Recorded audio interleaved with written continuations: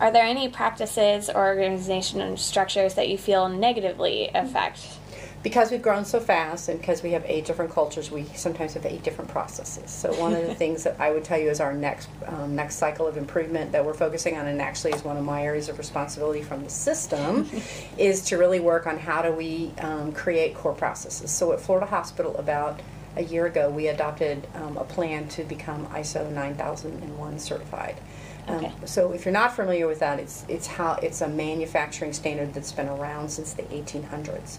It started in the shipbuilding manufacturing, and today is being used in industries mostly like airplanes and boats and healthcare and a lot of different industries, Toyota production. So we're actually beginning to use that as our methodology. So what we want to do is be able to, no matter what campus you go to, you're going to expect to get this kind of process. Will it have its own culture and will be a little different based on the geographical location? It will. But it will be dependable production in terms of the things that you can experience as a patient. Okay. So that's the thing that I think we're most irritated about these days is our core processes. Mm-hmm.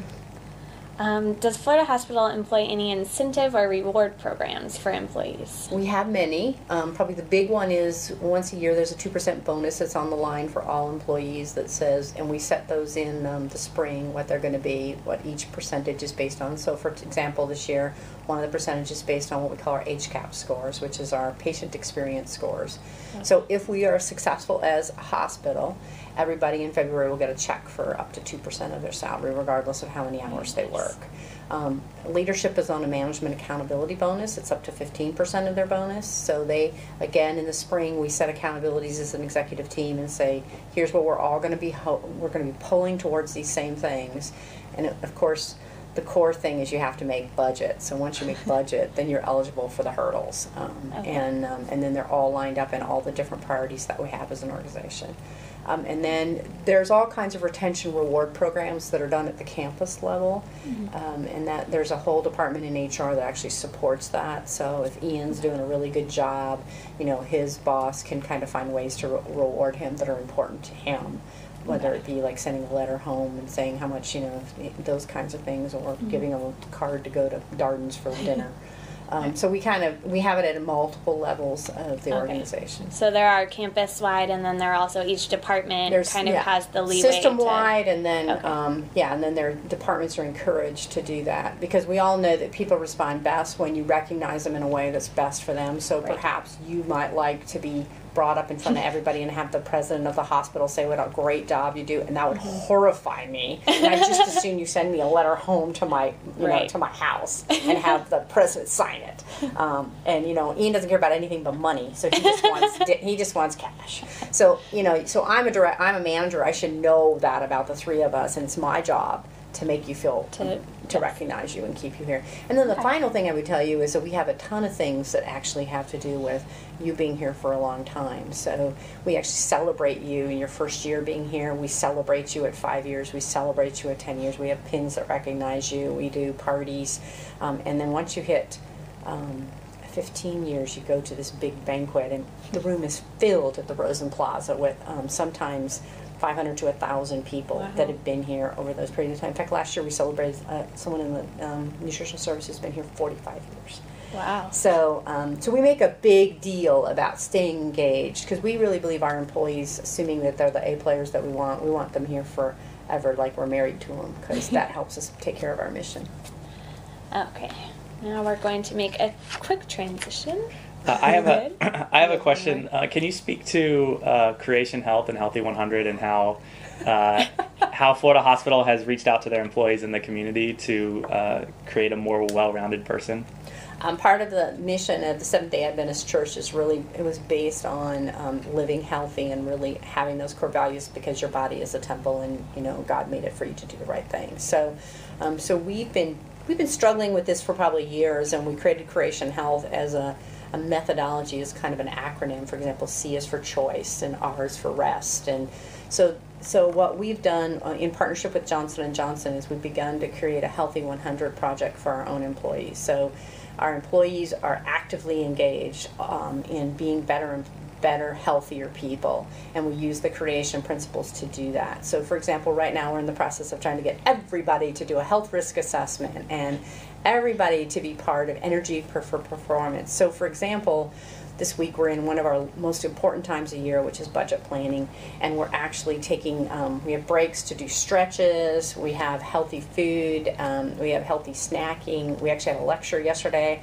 about how to eat healthy, snack healthy at work. Our employees' cafeteria has been retooled to be healthy so that people understand that.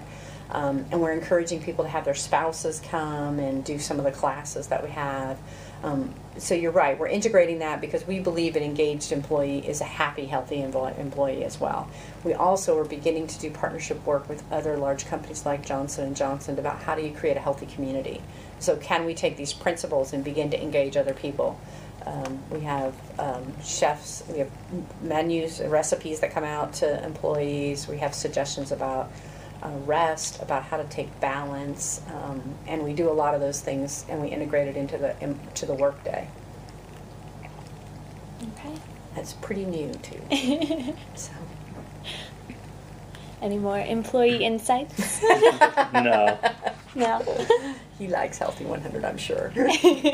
Most of our employees do. All right. Florida Hospital has a department dedicated solely to diversity and inclusion. With the goal of that department, have you as an employee seen the results of that on a one-on-one basis, whether it be training programs, Sure. incentives?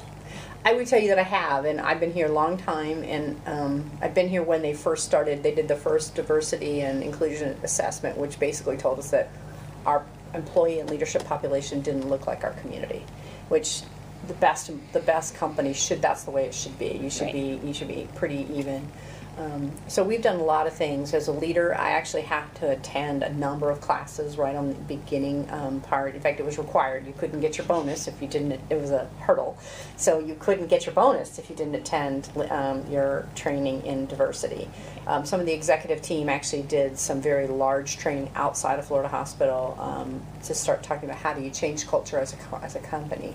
In addition, we've embedded those kinds of things into our department plan. So every year you turn in a diversity plan, and you work every quarter on something, and you choose what your issue is in your department. So if it's about sexual preference or gender or even age, I've done a number of things on generations, because sometimes in the clinical world you have someone who's been doing it a long time, and then you have the new X generation or the Y generation. They have very different methodology. So we've actually trained our employees.